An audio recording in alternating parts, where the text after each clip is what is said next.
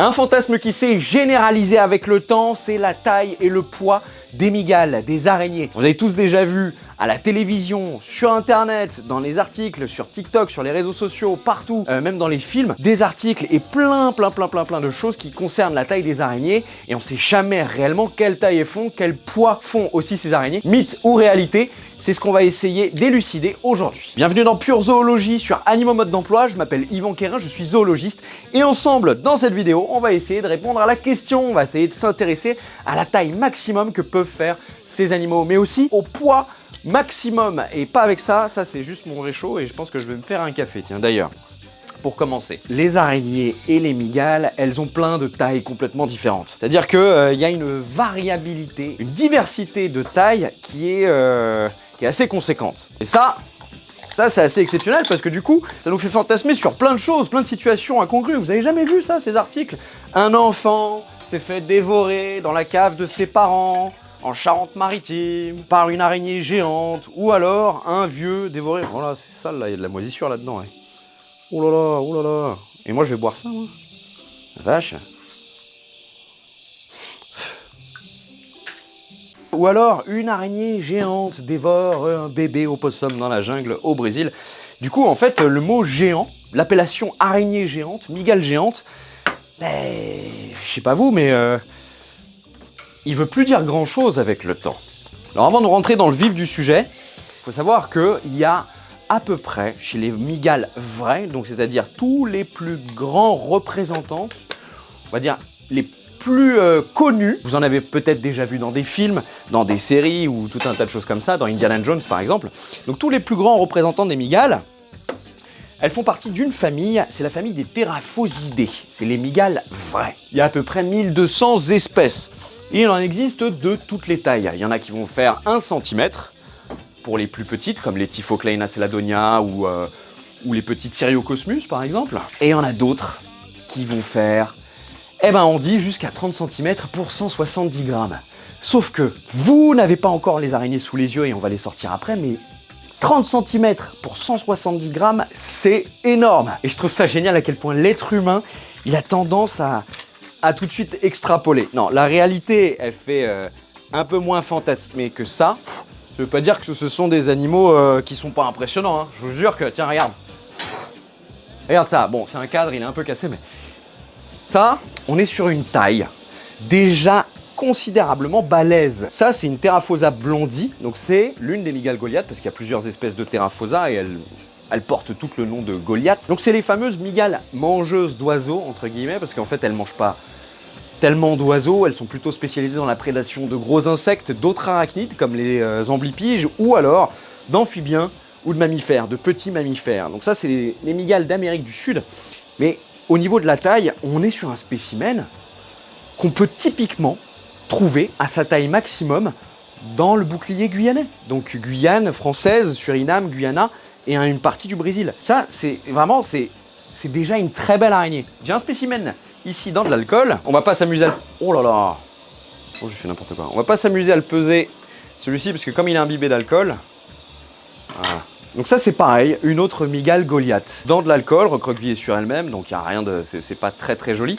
Mais au niveau de la taille, c'est déjà un beau spécimen. 30 cm, ça fait ça. C'est énorme, 30 cm. Donc vous voyez que c'est déjà une belle taille. Désolé, t'as ça dans les mains. Et vous allez voir tout à l'heure, il y a une petite surprise, mais on a ça dans les mains sur nous, on la sent vachement bien. C'est pas un petit animal, c'est quand même une grosse araignée. Quand je dis araignée, c'est araignée au sens large. Mygales et araignées font partie de la classe des arachnides, donc scorpions, solifuges, etc. Mais elles font partie aussi de l'ordre Araneae, qui regroupe les araignées, les mygales et les mésotèles. C'est une autre... c'est autre chose, ça on en reparlera plus tard. Bon, on va passer aux choses sérieuses. On va s'amuser à peser de la plus petite mygale que j'ai ici à la plus grosse. Et on va voir si elle pèse jusqu'à 170 grammes. Putain, ça vache, même dans du formol comme ça me gratte de ouf. Oui, parce que les mygales du continent américain, elles ont des poils, des soies urticantes. Et même dans l'alcool comme ça se dégage. Je vais changer de gants. Ah, vache. Et moi, je suis très sensible. Et je vais boire mon café. Allez, 2 secondes. Il fait une chaleur de ouf. Je suis pas réveillé, j'ai quand même besoin de mon café. Je vous demande 30 secondes juste pour me poser. Lâche. Vache. Tu sais que la séance photo qu'on a fait la dernière fois là, oui, parce qu'il y a Clément qui filme, forcément, je suis pas tout seul. Il y a Clément qui est dans une partie de la jungle, ça va? Ouais, toi. Ouais. On a fait une séance photo là pour la sortie de notre livre Prospérité, tome 3, Migalomorphe, volume 1. Donc un livre sur les migales, un livre de zoologie, le tout premier livre de zoologie contemplative sur les migales. Et ben... Pendant les séances photo, les migales, elles bombardent, tu vois, elles bombardent sec. Bombarder, ça veut dire qu'elles se frottent l'abdomen, le boule, et elles libèrent des soies urticantes dans l'air, qui restent 4 heures, voire plus, dans l'air, dans l'espace où on fait les photos, et ça se dépose sur toutes les parties de peau fine, genre là, j'en ai eu partout. Pendant des jours, ça me gratte, et là, ça commence à me gratter, j'en peux plus. Et plus ça passe, plus je suis réactif. C'est l'enfer. Je vais pas commencer à être allergique à ce genre de truc. Je peux pas être allergique aux migales, c'est pas possible. C'est comme un éleveur de chiens qui est allergique aux chiens. Ça n'a pas de sens. J'ai ici, dans cette boîte, plusieurs cocons de migales. Un qui est au stade d'œuf, un autre qui est au stade larvaire, c'est-à-dire que ce sont les larves de migales qui ont juste éclos. Donc elles sont marrantes parce qu'elles ont encore un gros petit bidon jaune. Donc c'est leurs petites pattes, là, on dirait des espèces de petits aliens qui est rattaché au vitellus. Donc la matière nutritive contenue dans l'œuf. Pareil que le jaune d'œuf, ou le jaune d'œuf chez les oiseaux ou les reptiles. Dans les œufs, il y a un vitellus qui est absorbé par les individus, que ce soit les reptiles, les oiseaux ou les araignées, et ce vitellus, qui est de la matière nutritive à toute patate, permet aux bébés animaux de survivre pendant plusieurs jours, voire plusieurs semaines après l'éclosion, sans forcément avoir besoin de se nourrir par prédation. Et je peux vous assurer que vous allez voir la tronche des bébés, des larves, tu te dis, mais c'est pas possible, ce truc ne peut pas chasser. C'est réel. Il faut bien les maintenir parce qu'en fait, un cocon d'araignée, on n'est pas là pour parler des cocons d'araignée, mais un cocon d'araignée, c'est de la soie sur plusieurs couches, beaucoup de couches, dans lesquelles sont empaquetés les bébés.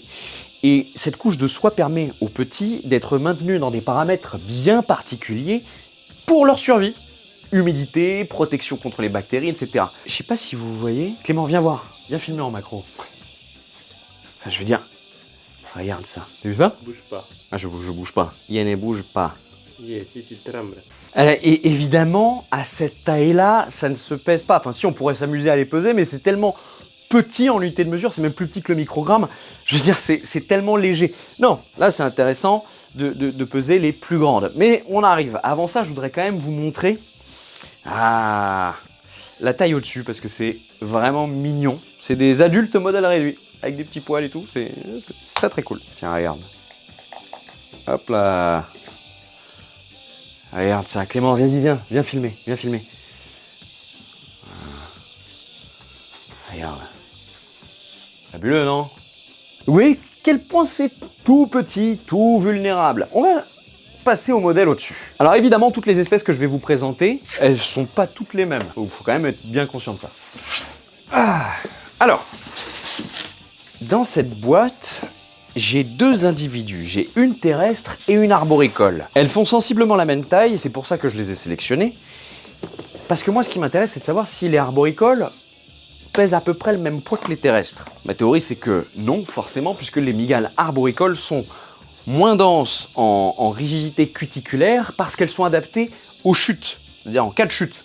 Tu vois, elles sont adaptées à tomber. Comme elles vivent dans les arbres, une méthode de protection, et vous allez le voir tout à l'heure, c'est de se laisser tomber dans le vide ou de sauter de branche en branche. Donc forcément, contrairement à une migale terrestre, les migales arboricoles savent tomber. Alors, ma balance. Voilà.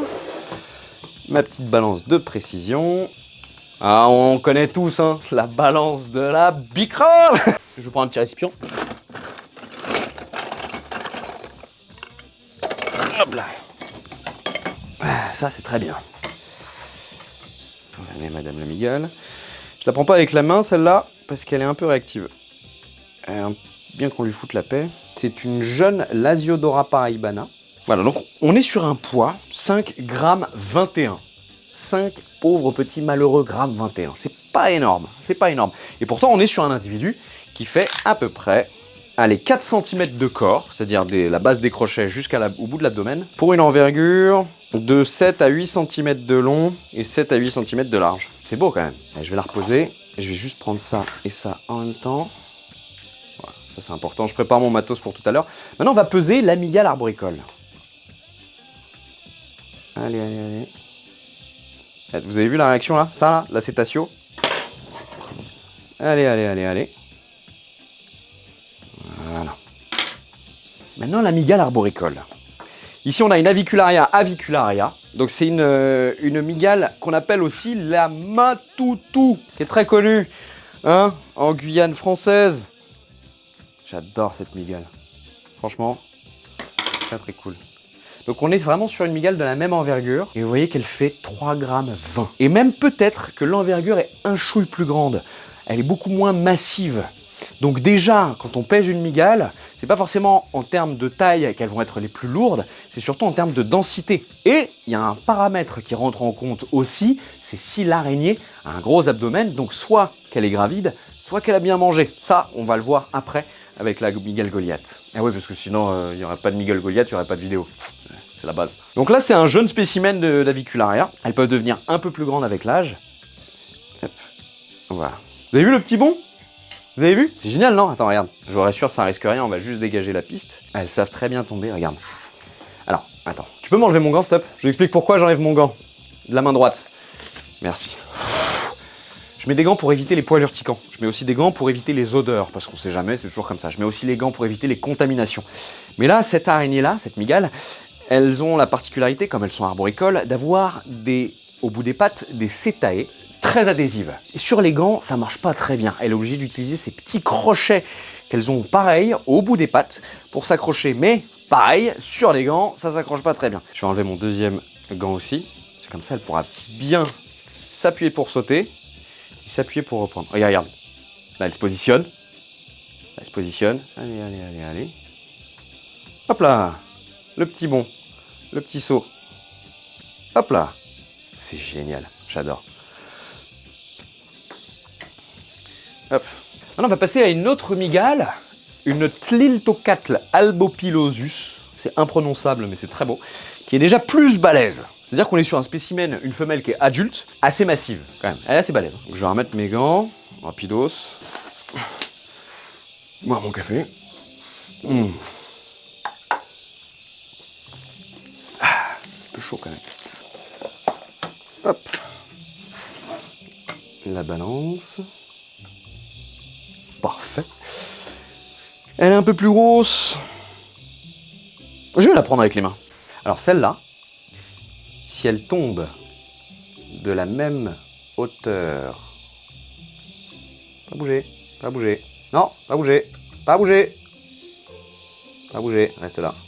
Alors il y a d'autres mygales, c'est important de le dire, il y a d'autres mygales avec qui ce type de manipulation-là, c'est-à-dire mettre les mains devant, l'entourer, la diriger, ne pourrait pas se faire avec les mains. Là je le fais avec les mains parce que cet individu, et notamment cette espèce, est assez placide, mais tu as d'autres animaux, désolé mais les terraphosages, je fais pas ça. Ça reste des animaux sauvages qui peuvent avoir des réactions qu'on ne maîtrise pas, des réactions qu'on va générer sans le vouloir, et c'est ça qui est très difficile avec les mygales, c'est... pour ça que ça peut pas être des animaux de compagnie, même si y en a certains qui les trouvent mignons et qui veulent en avoir en captivité. C'est que ça peut pas être considéré comme un animal qui va avoir de l'affect, on peut pas avoir d'affect avec. Et s'ils ont envie de vous cartonner parce que vous avez fait un faux geste, un faux mouvement, mais qui pour vous n'est pas un faux mouvement, eh ben, on peut se faire cartonner. Et alors là, les répercussions, ça peut être soit psychologique, soit sur le plan médical. Et ça, on en reparlera dans une autre vidéo. En tout cas, on a un spécimen qui fait 18 grammes 46. C'est peu, mais on commence déjà à taper dans les catégories au-dessus. On passe de 5 grammes à 18 pour quelques centimètres de plus, c'est déjà sympa. Et alors là, quand on manipule une mygale d'une quinzaine de grammes, on va la calmer un peu. On va la calmer un peu. Alors vous savez pourquoi j'utilise ça? J'adore utiliser ça. Clément, tu sais pourquoi j'utilise ça? Non? Non, non, pour le coup, la mousse. Ouais. Pourquoi la mousse? Pour les poils. Non. Pour pas être brutal avec elle. Parce que ça amortit l'impact lorsque tu veux toucher. Exactement. La mousse comme ça, au bout d'une pince, ça amortit l'impact. Si jamais elle mord pas dans une tige en métal, elle mord dans quelque chose de moussu. Quand elle va percer, elle va pas risquer de se casser le crochet. Vous voulez voir un crochet de migale? Je vais vous montrer un crochet de migale juste pour que vous ayez une idée de ce que c'est, parce que... Tiens, regarde. Tiens, regarde. Voilà. Ça, c'est un crochet de migale. Ça. Il y a quasiment un peu plus d'1 centimètre de crochet. C'est de la chitine pure. C'est solide, hein, forcément. C'est plus solide que la kératine, comparativement parlant. Pour la même surface, la chitine est plus solide. Et par contre, ça peut quand même casser au bout d'un certain moment, sachant que les migales ont une sacrée pression au niveau des chélicères. C'est assez balèze. Donc, quand ça mord dans une tige métallique, bah, ça peut péter. Donc, nous, c'est pas ce qu'on veut. C'est pour ça que j'utilise une mousse. Ça, c'est génial. La petite anecdote, les petits conseils. Et pour la diriger aussi, c'est plus doux. Par contre, tu n'utilises pas ça avec une migale arboricole. Non, migale arboricole, tu utilises un cintre. Surtout les poïcilotériens. Parce que c'est des poïcilotériens. Allez. Oh là là, ça va vite. Oh là là, il va vite. Oh là là, il va vite. Oh là là, il va vite. Oh, il y a des odeurs que tu connais pas. Oh, il y a des odeurs que tu n'aimes pas. Là. Oh là là. Oh là là. Donc quand on manipule une migale comme ça, donc qui fait 18 grammes, quasiment 20 grammes, et ben ça se sent sur les mains. On passe sur un gabarit où c'est agréable de manipuler, parce que plus petit, c'est chiant, c'est trop rapide, on a peur de les blesser, et plus gros, c'est un peu déstabilisé quoi. C'est assez pâteau, les Terrafosa, elles sont spéciales là-dedans. Pour tous ceux qui ont déjà manipulé des Terrafosa, ils savent de quoi je parle. Mais là, on est sur une migale qui va avoir potentiellement la taille de la plupart des espèces de migales moyenne qu'on va trouver. C'est-à-dire que la taille au-dessus, on est sur des grosses migales. On est loin, très loin des migales de 30 cm. Vous voyez, c'est génial, elle avance en ligne droite. Bah oui, parce qu'elle n'a pas envie d'être là, tout simplement. Je vais la remettre dans sa boîte de transport. Hop. Viens là.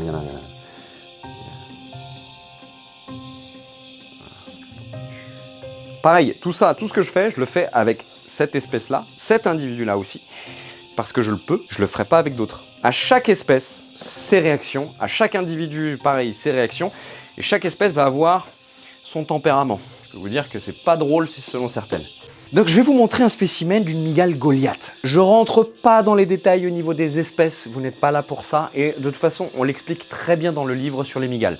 Donc ça, il n'y aura pas de souci. Et puis, il y a d'autres vidéos sur la chaîne qui vous expliquent les différences. Mais...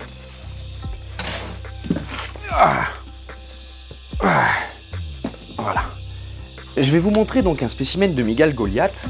Et c'est un spécimen qui a mué il n'y a pas si longtemps que ça. La mue, c'est le processus de changement d'enveloppe. Ici, j'ai une exuvie. Donc c'est une cuticule, une enveloppe donc vieille de cette migale. C'est-à-dire que j'ai réussi à récupérer l'ancienne peau, entre guillemets, et la migale a logiquement pris une taille supplémentaire. Elle a fait ça il y a 2 semaines, donc elle est déjà bien rigidifiée, les crochets se sont solidifiés, donc elle peut mordre, c'est possible, mais les cétae urticantes, donc les soies urticantes, sont fonctionnelles. Donc je vais manipuler cette migale, on va la sortir, je vais la m'assortir avec un masque pour éviter toute lésion respiratoire au niveau des poumons. Je vais la manipuler avec une paire de lunettes de protection pour éviter de faire comme ce qui s'est passé la semaine dernière, c'est-à-dire une infection de l'œil due à un poil qui s'est logé sous la paupière. C'était super chiant.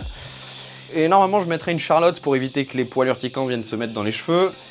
Mais voilà. De toute façon, on est en extérieur, on est dans la jungle, donc la logique voudrait que il y ait suffisamment de courant d'air. Mais même dans la jungle, quand tu te fais bombarder, et ben, il y a beau avoir des courants d'air. Ah, moi, j'en prends plein la tronche. Hein. Oh, des perroquets. T'as vu? Ah, mais c'est trop bien! Ah, ils sont là-haut, Tu vois? Ouais. Allez, c'est parti, je vais mettre mon joli petit masque respiratoire qui va pas m'empêcher. J'espère que vous allez m'entendre quand même, hein, encore, hein. Quand je parle comme ça. Ah, attends, oh merde. Je le règle bien. Ok. Ensuite, je mets ça. Je vous jure que c'est nécessaire. Et tous ceux et celles qui ont travaillé avec des migales, eh ben, je suis sûr qu'ils aimeraient bien avoir ça. C'est inconfortable, mais par contre, ça t'évite de respirer à toute patate. Quoique, je vais quand même vous dire que les poils urticants, qui sont les pires que j'ai jamais eus, eh ben, c'est pas les Terrafosa. Non, c'est d'autres espèces, les Xenistis. Tu te souviens des Xenistis? Ouais. Saloperie. Moi, ça va. Ouais, mais toi, ça va. Toi, Toi, t'as pas le même passif. Ok? Ma kirukatsu. Je veux les gants, mais c'est après. Mon cintre! Ah, le cintre. Ça, c'est bien, ça. Allez, viens là, mes mères. Ouais. Oh là là. Oh là là. Dans la nature, les terriers des terraphosa, ils peuvent être très très très profonds. Oh là là. Elle va sortir comme une trombe. Allez, allez, allez. Oh la vache. Qu'est-ce qu'elle est belle. Qu'est-ce qu'elle est belle. On va la poser sur la table. Je prends juste ma boîte de contention. Voilà. Il faut être très délicat. Très très délicat. Parce que c'est des animaux qui sont... Là, elle est très lourde quand même. Et quand elle bouge, systématiquement, il y a des poils urticants, entre guillemets, qui se libèrent dans l'air. J'en ai déjà vu plein là. Et alors, faut pas la sous-estimer parce que là, elle est capable d'ouvrir la boîte. Hein. Elle est même capable de pousser la boîte. Je vais vous montrer. Donc, je la regarde, je la jette. Regarde ça. Tu vois? Donc, j'adore. Vraiment, je vous jure, j'adore. Si elle décidait d'avancer en ligne droite en continu, elle pourrait pousser la boîte sans problème. Oh mon Dieu. Évidemment, elle aime pas être dans cette boîte-là. Alors, je vous rassure, le stress chez les mygales a très peu de répercussions, à condition qu'elle ne soit pas en train de couver ou de surveiller ses petits ou un cocon. À ce moment-là, on pourrait la déranger. Mais là, c'est une femelle qui n'a pas été reproduite encore. Donc, pour le moment, le stress, entre guillemets, qu'on est en train de générer avec cette manipulation-là, va pas avoir de grandes répercussions par la suite. Contrairement à ce qu'on pense, à l'idée qu'on se fait, les mygales sont très bien adaptées à la captivité. Alors, c'est pas pour faire la promotion. Mais ce que je veux dire, c'est que là, dans 5 minutes, après qu'on l'ait remise dans sa boîte, dans 5 minutes, elle aura tout oublié. Et elle pourra retourner à la confection de son terrier. Je sais pas moi... Demain, on pourra lui redonner à manger. Voilà. Le stress est très peu étudié, entre guillemets, chez les arthropodes, parce qu'ils n'ont pas la même physiologie que nous. C'est assez difficile de quantifier, notamment sur la douleur, par exemple, sur la sensio. Donc, on sait qu'inévitablement, forcément, dès qu'on manipule un animal qui n'a pas l'habitude d'être manipulé, ça génère un stress, mais il ne faut pas confondre le stress chronique avec le stress ponctuel. C'est comme les êtres humains. Que quelqu'un te fasse peur comme ça dans la rue, tu sursautes, voilà, ça va te mettre un petit coup de sang. Par contre, le stress qui est lié à la dépression, qui est lié à ton environnement au quotidien, en continu, celui-là, il est dangereux. Et je vous rassure, les mygales ne sont pas sujets aux crises cardiaques. Alors, on va la peser. Vous avez vu que là, au niveau du récipient, pour la peser, c'est pas pareil. Hein. Vous voyez pas ma tête, mais là, je suis super content. Alors, je vais mettre ces gants-là pour la positionner sur la balance. Je mets ça au début, parce que c'est pas une mygale... C'est pas une mygale qui a l'habitude d'être manipulée, donc c'est pour pas la brusquer. Mais vous allez voir que quand même, elle aime pas ça. Ah ouais, t'aimes pas ça, hein? Hein, ma chérie? Badou. Ouais, t'aimes pas ça. Non.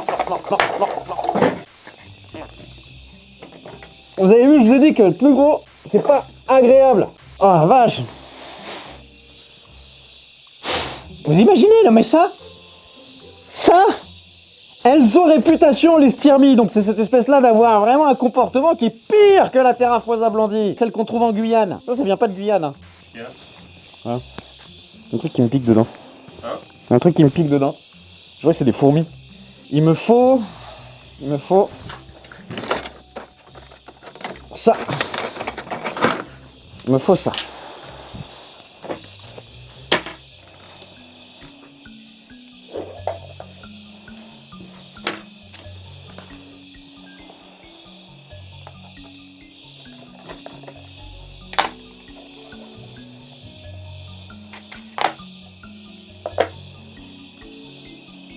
Allez.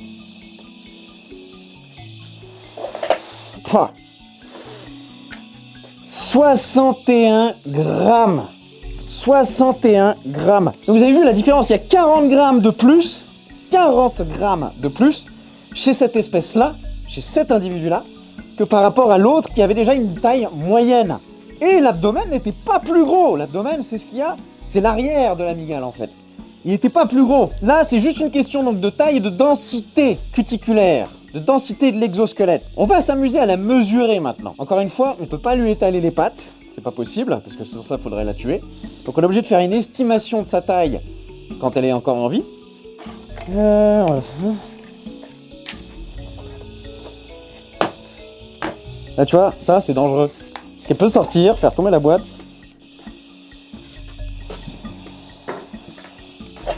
Oh. Est-ce que vous avez vu l'accélération qu'elle a tapé? C'est juste... Cette migale-là, c'est juste lunaire. Franchement, c'est... C'est vraiment pas quelque chose d'agréable. Donc pour la mesurer, je vais avoir besoin de la cadrer avec ça. Je vais peut-être enlever ça. Au moins gérer les yeux. Là, ça sert absolument à rien de la mesurer comme ça. Elle est recroquevillée sur elle-même. Il faudrait qu'elle se déplie un petit peu. Clément, je vais avoir besoin de ton aide. Je vais la manipuler. Et c'est toi qui vas venir tendre. Parce que une fois que je l'aurai sur les mains, en fait, ce qui va se passer, c'est qu'elle va se détendre.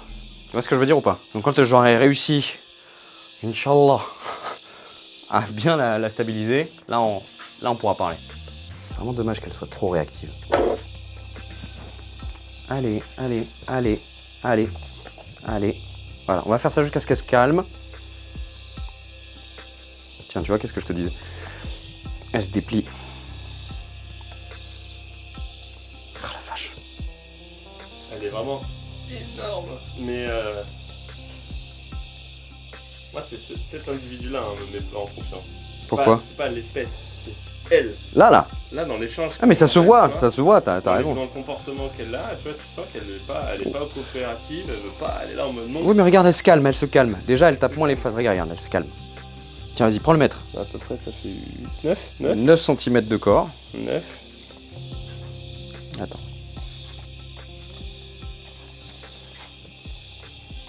Patiente un peu, attends. J'arrive. Voilà, je pense que là, elle est détendue. T'as vu, tu sais, tu te souviens, en début de vidéo, je disais, ouais, elle se déplace bizarrement. Ouais, hop là. Ton avis, elle fait combien? 22 cm? C'est pas mal, 22 cm. Non? C'est pas mal, ouais. Ça me paraît bien, 22 cm. Ah, c'est parfait, là. Diagonale? Ouais, diagonale. Vas-y. Attends, bouge pas. 23-24, hein. 23-24 cm d'envergure. Après, on est sur la diagonale, donc on est sur les deux plus grandes pattes. Donc on a mesuré de la P1 droite à la P4 gauche. Donc bam, ça trace une ligne transverse comme ça au niveau de la taille de la migale. Donc on a pris vraiment l'envergure la plus large grâce aux pattes les plus longues. Et vous voyez, on est sur une migale qui fait quoi? Allez, sans déconner, 24 cm d'envergure. Et là, on est vraiment sur les plus grosses espèces. C'est difficile de faire plus gros que ça. Vous voyez cette partie-là chez les migales, donc c'est l'abdomen ou aussi on l'appelle l'opistosome. Et ben, quand elles sont bien nourries, ça peut tripler, voire quadrupler de volume. Ça peut devenir énorme. Donc forcément, en termes de poids, bah, ça rajoute du poids. Donc oui, quand tu pèses une femelle adulte comme celle-ci, qui n'a pas mangé depuis longtemps, tu vois, qui a un abdomen qui est plus petit que le céphalothorax, contrairement à une femelle qui va avoir un gros abdomen, bah, tu as une différence de poids. Mais vous voyez, sincèrement, qu'on est très loin, très loin des monstres qu'on voit dans les films. Là, on est sur une quasi taille maximum qu'on peut trouver chez les migales. C'est une belle taille. Et je peux vous assurer que vous trouvez une migale de cette taille-là dans la nature, ben vous êtes très content. Vraiment très content. Je pense que c'est aussi un petit peu la médaille du mérite pour tout naturaliste. Eh, on n'est pas très loin en termes de taille, regarde. Si je compare à celle-là. Celle-ci a même un céphalothorax beaucoup plus gros. Hop. Allez. Elle s'est un peu calmée, ça se voit dans ses réactions, vous avez vu, on n'a plus du tout le même individu qu'on avait en début, en début de session, quand on l'a sorti.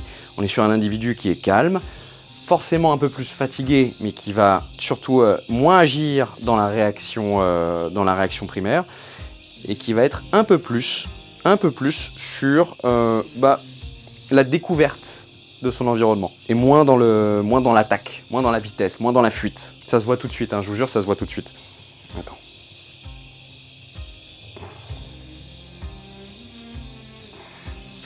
Je peux même me risquer d'enlever ça parce que elle va peut-être pas bombarder. C'est ça qui est cool. Vous voyez que le comportement des animaux dépend énormément de nos réactions à nous. La taille, le poids, les légendes et les mythes qu'on va raconter pour parce que c'est grisant, parce que c'est sympa, parce que ça ça nous permet de nous sociabiliser aussi. Vous savez que la peur des araignées et des migales et araignées confondues, c'est une manière de se sociabiliser. C'est beaucoup moins bizarre, entre guillemets, d'arriver dans un groupe de personnes et de dire « Oh, t'aimes pas les araignées? Ah, moi aussi, j'en ai peur !» plutôt que de dire « Moi, j'aime les araignées. Moi, j'adore les araignées. Je les étudie, je les kiffe. » Il faut se déculpabiliser d'avoir peur de ces araignées parce que c'est aussi quelque chose de social, c'est ancré dans notre culture occidentale, surtout actuelle, mais ça commence à changer petit à petit. Et je voulais vraiment qu'on soit tous d'accord sur les mythes et les légendes concernant la taille et le poids des mygales, et notamment les mygales Goliath. C'est des animaux qui peuvent être très gros. Certes, on peut avoir des tailles assez balèzes, entre 25 et 27 cm, c'est les beaux individus. Pour ce qui est des mygales géantes qui font 1 mètre de diamètre, pour ce qui est des animaux qui bouffent les gens, on en est très loin. C'était Yvan pour Pure Zoologie sur Animaux Mode d'Emploi pour vous servir. Paix et prospérité. Mettez un petit like, un commentaire. N'hésitez pas à regarder les autres vidéos. Quant à nous, on va se faire une petite balade dans la jungle. Allez, c'est parti. On sort ce soir de nuit? Ouais. Hein? Qu'est-ce que t'en penses? Moi, je suis chaud. Allez, go. Voir des serpents.